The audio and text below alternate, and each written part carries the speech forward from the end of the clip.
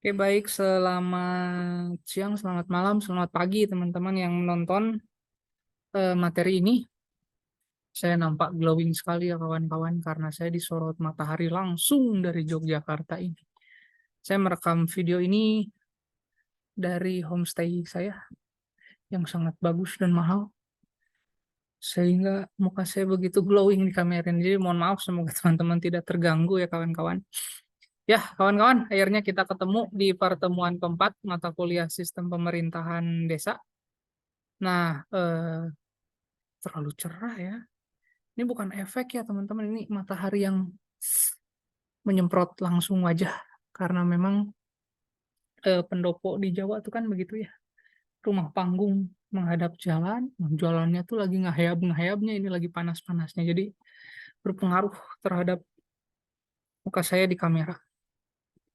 Saja sekilas info dari saya kawan-kawan. Nah, hari ini teman-teman, akhirnya kita sudah ketemu di pertemuan keempat. Nah, artinya pembahasan mengenai desa sudah mulai pelan-pelan dan perlahan-lahan mulai fokus dan mulai mengerucut kepada pembahasan yang penting. Nah, hari ini teman-teman saya ingin membahas mengenai susunan pemerintahan desa. Nah, artinya apa teman-teman? Di pertemuan kali ini saya ingin membahas bagaimana posisi seluruh perangkat desa mulai dari kepala desa hingga perangkat yang terkecil mengacu pada perspektif undang-undang yang sudah berjalan di Indonesia mulai dari Undang-Undang nomor 5 tahun 74 tentang pemerintahan daerah, kemudian Undang-Undang nomor berapa lagi? Yang tahun 99, nomor 30 apa ya? Undang-Undang nomor 30, Undang-Undang 22, sorry, 30. Undang-Undang nomor 22 tahun 99, kemudian ada juga PP nomor 76 tahun 2001 kalau nggak salah tuh. Dan terakhir itu kan sebelum Undang-Undang Desa tuh ada Undang-Undang nomor 32 tahun 2004 tentang pemerintahan daerah yang mengatur tentang apa jenenge iki bahasa Jawa tentang desa. Nah, saya ingin share screen dulu sedikit, ada materi yang sudah saya susun ke teman-teman. Nah, udah ada ya di screen sini. Nah, teman-teman, berbicara mengenai susunan pemerintahan desa, artinya berbicara tentang yang pertama, fungsi kelembagaan dalam pemerintahan desa. Nah, tadi seperti yang saya ulas dan saya bilang, saya tadi mention mengenai Undang-Undang Nomor 5 Tahun 1979. Nah, sebenarnya kan kalau ditarik secara historis, kita udah belajar ya di pertemuan sebelumnya tentang sejarah pemerintahan desa. Kita belajar bagaimana dari masa Belanda hingga pendudukan Jepang, desa itu memiliki aturan-aturan tersendiri. Sampai kemarin itu terakhir kita bahas mengenai Undang-Undang Desa Praja tahun 65. Nah, makanya teman-teman untuk pertemuan kali ini kita memulai pembahasan dari Undang-Undang Nomor 5 Tahun 1979. Itu tentang pemerintahan daerah. Nah, di dalam undang-undang tersebut, khususnya di pasal 3, di situ sudah diatur bagaimana pemerintah desa itu terdiri atas kepala desa dan lembaga musyawarah desa. Lembaga ya, bukan seperti sekarang. Sekarang apa namanya? BPD ya kalau nggak salah. Nah, pemerintah desa dalam pelaksanaan tugasnya itu dibantu oleh perangkat desa yang terdiri atas sekdes dan kepala-kepala dusun. Sekdes itu meliputi sekdes itu sendiri serta kepala-kepala urusan. Sebenarnya nggak beda jauh ya dengan apa namanya dengan susunan organisasi pemerintahan desa saat ini. Nah, apa bedanya nanti akan kita bahas ke depannya. Nah, mengacu ke undang-undang tersebut, teman-teman, semua pejabat pemerintah desa pengangkatannya tidak melalui proses pemilihan langsung oleh masyarakat seperti apa yang terjadi di masa sekarang, di mana kades itu kan dipilih secara langsung oleh masyarakat. Nah, zaman dulu pejabat pemerintah desa itu diangkat langsung oleh wali kota beserta juga dengan koordinasi dengan camat. Wali kota, bupati, sorry. Undang-Undang Nomor 5 tahun 79 itu banyak mengubah struktur dan fungsi kelembagaan desa menjadi lebih sederhana dan seragam. Tapi di sisi lain, undang-undang ini, undang-undang yang diterbitkan di masa Orde Baru, mengikis tatanan adat istiadat. Seperti misal, dulu itu kades namanya bukan kades. Mungkin di desa teman-teman atau di kampung teman-teman, kades itu masih dipanggil dengan Pak Lurah. Karena memang secara historis ya pemimpin desa itu ya lurah.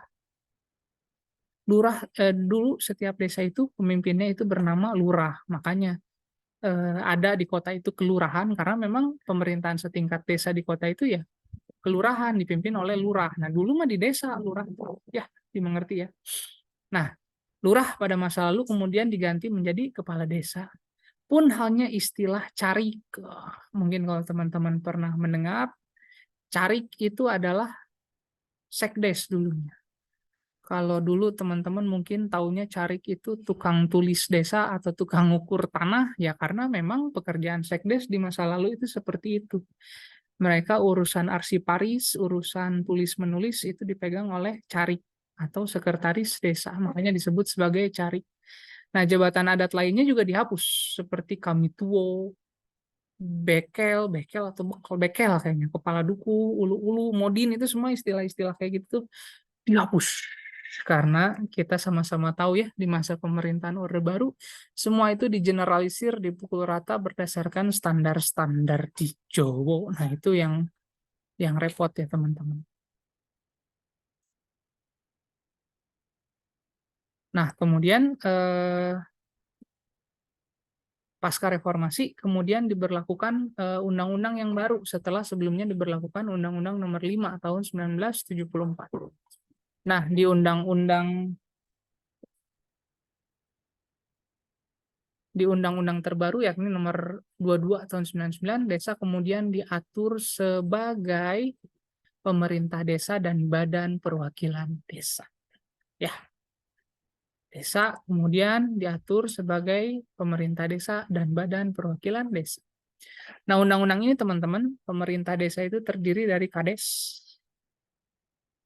dan perangkat desa. Nah, perangkat desa mengacu kepada pasal 95 ayat 1 itu terdiri dari unsur staf, yaitu unsur pelayanan seperti sekdes ataupun tata usaha. Nah, selanjutnya ada unsur pelaksana. Unsur pelaksana teknis lapangan itu lebih kepada pamong tani desa dan urusan keamanan atau dalam istilah lain mungkin teman-teman pernah mendengar kata hansip, pertahanan sipil. Kemudian unsur wilayah yaitu unsur membantu kades di wilayah bagian desa seperti kepala dusun yang jumlah dan sebutannya sesuai kebutuhan dan kondisi sosial budaya masyarakat setempat. Jadi dibagi itu teman-teman. Ada unsur staf, ada unsur pelaksana, ada unsur wilayah.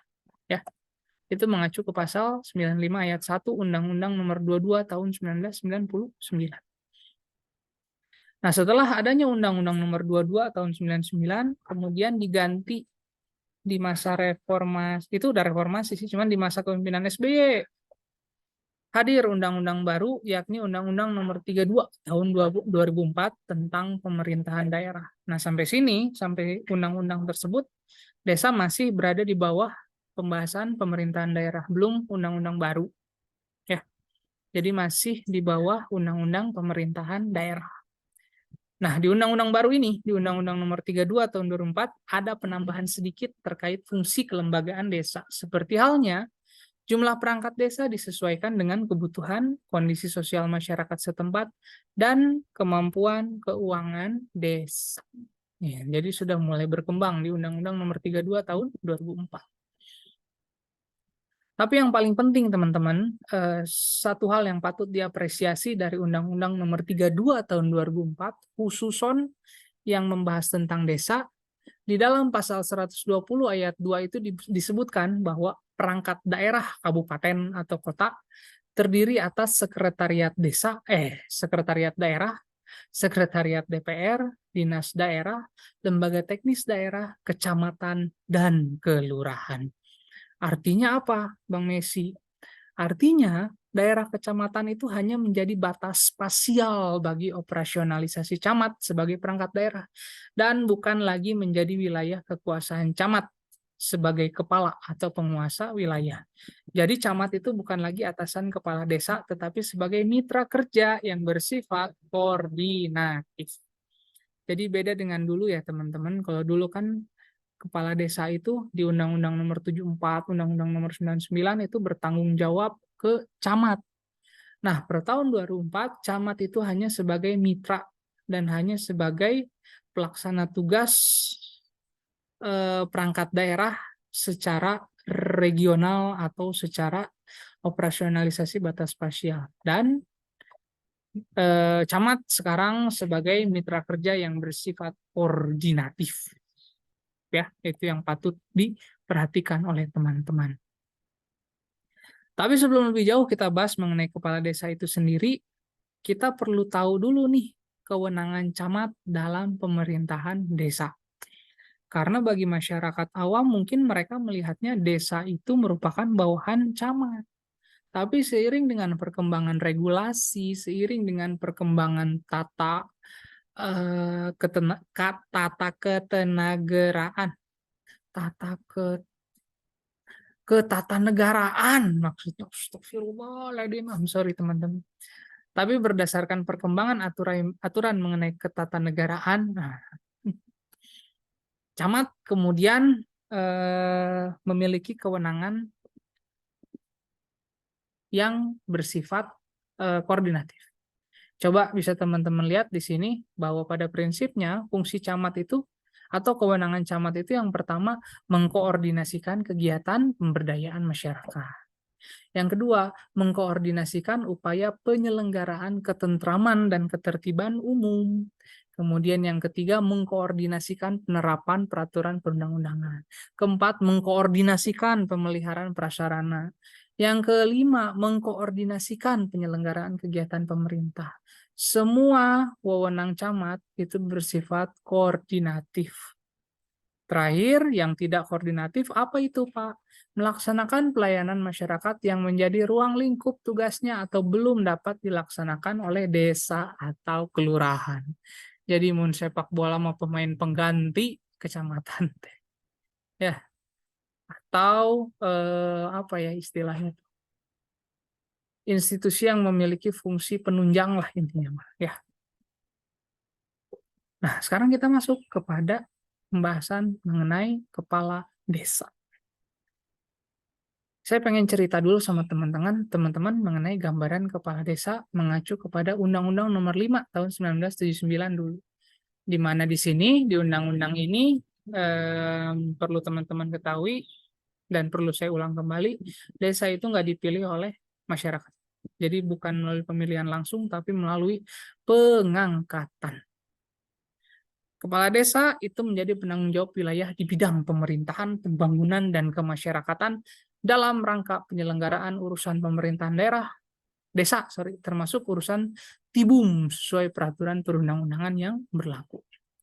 Nah, Kades juga bertanggung jawab kepada pejabat yang berwenang mengangkat melalui camat dan memberikan keterangan pertanggungjawaban kepada lembaga musyawarah desa. Jadi desa itu tanggung jawabnya cukup banyak ya. Sudah bertanggung jawab ke pejabat berwenang seperti misalnya bupati, kemudian memberikan keterangan pertanggungjawaban juga kepada lembaga musyawarah desa. Nah, pertanggungjawaban kepala desa itu kepada bupati atau wali kota sebagai kepala daerah tingkat 2 meliputi pelaksanaan urusan pemerintahan dan urusan pembantuan atau urusan rumah tangga desa. Setelah memberikan pertanggungjawaban kepada bupati, Kades menyampaikan keterangan pertanggungjawaban kepada lembaga musyawarah desa. Jadi teman-teman setelah ke bupati, Kades itu langsung melaporkan pertanggungjawaban kepada lembaga musyawarah desa. Jadi dulu LMD itu benar-benar punya peran yang strategis dan penting ya teman-teman. Nah selain itu teman-teman, kepala desa tidak bertanggung jawab kepada lembaga musyawarah desa. Nah, untungnya tidak bertanggung jawab kepada lembaga musyawarah desa. Karena kepala desa tidak diangkat dan diberhentikan oleh LMD, tetapi oleh bupati atau wali kota. Jadi dia hanya sekedar melakukan pelaporan kinerja kepada lembaga musyawarah desa. Nah, seiring pergantian undang-undang, yakni Undang-Undang Nomor 22 tahun 1999, masih tentang pemerintahan daerah, masa jabatan kepala desa kemudian diatur paling lama 10 tahun atau 2 kali masa jabatan terhitung sejak ditetapkan. Jadi, you hitung aja, kepala desa paling lama 10 tahun atau 2 kali masa jabatan. Nah, jadi teman-teman, Kades zaman dulu masa jabatannya segitu, 10 tahun. Baik dalam PP nomor 76 tahun 2001 maupun Kepmendagri nomor 64 tahun 99 dinyatakan bahwa Kades itu dipilih langsung oleh penduduk desa dari calon yang memenuhi syarat. Jadi per tahun ini teman-teman Kades baru dipilih oleh masyarakat desa. Ya, perlu diingat oleh teman-teman khususnya sarjana ilmu pemerintahan, kapan misalnya ada pertanyaan nih, kapan misalnya Kades dipilih oleh rakyat pertama kali, ya sejak tahun 99 semenjak diberlakukannya Undang-Undang Nomor 22 tahun 99 dan PP Nomor 76 tahun 2001. Ya, sebelumnya desa diangkat oleh bupati atau wali kota. Pemilihan kepala desa dilakukan melalui tahapan pencalonan dan pemilihan. Nah, selanjutnya teman-teman, berdasarkan PP Nomor 72 tahun 2005, Kades kemudian memiliki tugas penyelenggaraan urusan pemerintahan, pembangunan, dan kemasyarakatan, tapi lebih rinci dijelaskan bahwa urusan pemerintah itu adalah pengaturan kehidupan masyarakat sesuai kewenangan desa seperti perumusan aturan desa, pembentukan lembaga kemasyarakatan, pembentukan BUMDes, dan kerjasama antar desa. Nah, per 2005 wewenang desa itu sudah mulai luas. Ya, wewenang kepala desa itu sudah mulai luas per PP nomor 72 tahun 2005. Lebih luasnya dilihat dari apa? Ya, silakan teman-teman lihat bahwa per disahkannya PP tersebut, kemudian Kades memiliki wewenang merumuskan aturan desa, pembentukan lembaga masyarakatan, BUMDes, dan kerjasama antar desa. Nah, sedangkan urusan pembangunan itu meliputi pemberdayaan masyarakat dan penyediaan sarana prasarana fasilitas umum seperti jalan desa, jembatan desa, irigasi desa, dan pasar desa. Wah, jadi makin sini desa tuh makin otonom, makin apa ya istilah, makin luas wewenangnya. Terakhir, berbicara urusan kemasyarakatan itu meliputi pembinaan kehidupan sosial budaya seperti bidang kesehatan, pendidikan, dan adat istiadat. Nah, saat ini tuh sebenarnya mengacu ke Undang-Undang yang nomor 6 tahun 2014.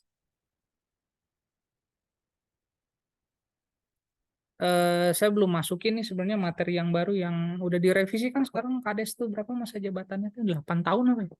Nah, di Undang-Undang nomor 6 tahun 2014 sebelum revisi itu masa jabatan Kades kan 6 tahun. Terhitung sejak tanggal pelantikan dan dapat dipilih kembali hanya untuk 1 kali masa jabatan. Nah, kalau sekarang kan 3 ya kalau nggak salah. Pada gila. Nah, calon kepala desa terpilih disampaikan oleh BPD kepada bupati melalui camat untuk disahkan menjadi kades terpilih. Kades dilantik oleh bupati. Nah, jadi bupati itu bukan mengangkat, tapi melantik kades. Paling lama 15 hari terhitung tanggal esok. Dulu, sebelumnya, kades itu bertanggung jawab kepada rakyat melalui BPD dan menyampaikan laporan mengenai pelaksanaan tugasnya kepada bupati. Cuman buat sekarang sih kades bertanggung jawabnya kepada rakyat masih. Tapi dalam tata cara prosedur pertanggungjawabannya itu disampaikan kepada bupati wali kota melalui camat. Jadi camat itu lebih kepada jembatannya saja, teman.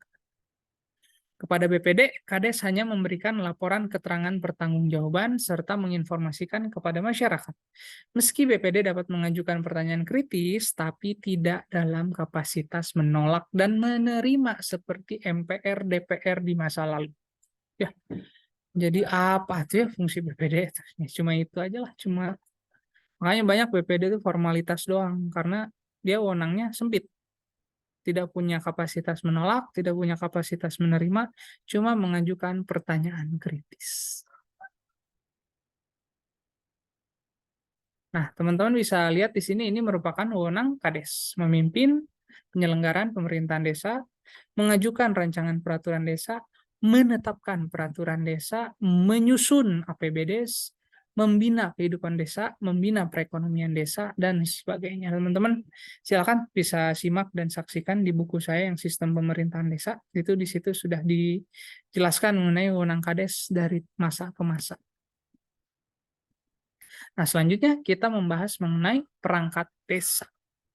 Nah, teman-teman, Perangkat desa itu kan pada umumnya tugasnya membantu Kades melaksanakan tugas dan wewenangnya. Perangkat desa itu bertanggung jawab pastinya kepada Kades. Di undang-undang terbaru itu kepada Sekdes, cuman ya tetap aja muaranya itu kepada Kades. Perangkat desa meliputi Sekdes, Kadus, KUR. Dulu, Sekdes itu diisi oleh PNS, tugas perbantuan dari kecamatan. Diangkatnya oleh Sekda, sedangkan sisanya diangkat oleh Kades dari penduduk desa. Nah, sekarang perlahan-lahan Sekdes yang berasal dari PNS itu sudah mulai berkurang karena sudah mulai ada perkembangan paradigma dan peningkatan SDM di tingkat desa sehingga Sekdes bisa berangkat dari orang dalam. Orang dalam itu maksudnya orang desa. Nah, setelah berlakunya Undang-Undang Nomor 32 tahun 2004, Sekdes yang selama ini bukan PNS secara bertahap diangkat menjadi PNS sesuai peraturan perundang-undangan. Itu yang tahun 32 tahun 2004. Nah, teman-teman banyak yang bilang, banyak yang cerita, khususnya dari teman-teman Sekdes, murid-murid saya dulu, mahasiswa saya dulu. Sekdes itu, Pak, singkatan. Singkatan dari apa, kata saya tuh. Bukan sekretaris desa, bukan, Pak, tapi sengsara karena Kades. Nah, teman-teman, artinya apa? Memang di Kabupaten Bandung saja khususnya, hampir sebagian besar tugas operasional desa itu dilaksanakan oleh Sekdes. Kadang selalu ada wartawan yang nakal, yang ingin meliput hal-hal yang bukan-bukan, pasti mau tak mau Sekdes yang mengeluarkan uang pribadi untuk apa ya istilahnya uang tutup mulut lah atau uang bensin wartawan nakal lah atau apa itu banyak lah pokoknya. Nah, belum lagi urusan-urusan lainnya. Yang menghadapi masyarakat itu umumnya adalah Sekdes dan juga perangkat-perangkat lainnya. Jarang Kades itu ada di tempat. Ya, walaupun ada saja Kades yang benar-benar ada di tempat, namun jarang umumnya di Kabupaten Bandung. Itu dulu ya, waktu masa-masa, nggak dulu-dulu banget sih, baru-baru juga lah. Cuman semoga sekarang sudah membaik lah. Semoga saya kurang update aja ini. Semoga harapannya update yang saya tidak ketahui, Kades-Kades sekarang semakin bekerja dan semakin total dalam melakukan pelayanan kepada masyarakat. Nah, Sekdes itu, nih teman-teman bisa lihat tugas dan kewajibannya itu ada 3. Menyelenggarakan administrasi pemerintahan, pembangunan dan kemasyarakatan, membina KUR, dan membantu pelayanan ketatausahaan kepala desa. Sedangkan KUR atau kepala urusan yang redaksinya itu beda-beda kan ada KUR pemerintahan, ada KUR macam-macam lah. Dia biasanya melaksanakan kegiatan urusan pemerintahan, Kesra, Pamong Tani Desa, keamanan, keuangan, dan nah setelah perangkat, setelah Kades, ada juga yang namanya kepala dusun. Nah kalau Kadus ini lebih kepada susunan pemerintahan yang lebih kecil ketimbang Kades, yang mengepalai dusun-dusun. Nah, Kadus itu punya fungsi, ya sebenarnya sama-sama aja sih, cuman bedanya skupnya lebih kecil daripada kepala desa. Nah, teman-teman, itu tadi gambaran susunan pemerintahan desa yang bisa saya berikan kepada teman-teman. Silakan jika materinya dirasa masih begitu sederhana, silakan kalian cari-cari lagi referensi di buku yang sudah saya tulis, teman-teman. Dan jika ada pertanyaan, silakan disampaikan kepada saya, baik melalui WA maupun melalui adlink. Jadi nanti ini materinya YouTube ini akan di-share melalui adlink. Silakan teman-teman sampaikan pertanyaan jikalau ada yang kurang jelas. Nah, demikian teman-teman yang bisa saya sampaikan ke teman-teman. Mohon maaf jika energi yang diberikan di video ini begitu eh, begitu lemas atau begitu kurang bertenaga karena saya sudah melakukan kuliah daring melalui Google Meet dan Zoom 3 kali hari ini, dan ini adalah video atau omongan saya yang keempat. Jadi mumpung lagi libur, jadi mau nggak mau, tapi ya mau bagaimanapun nggak boleh ngeluh karena sudah tugas saya untuk memberikan pelayanan terbaik kepada teman-teman. Tapi mohon maaf jika memang dirasa kurang maksimal. Ya demikian teman-teman atas apa yang bisa saya sampaikan. Terima kasih. Assalamualaikum warahmatullahi wabarakatuh.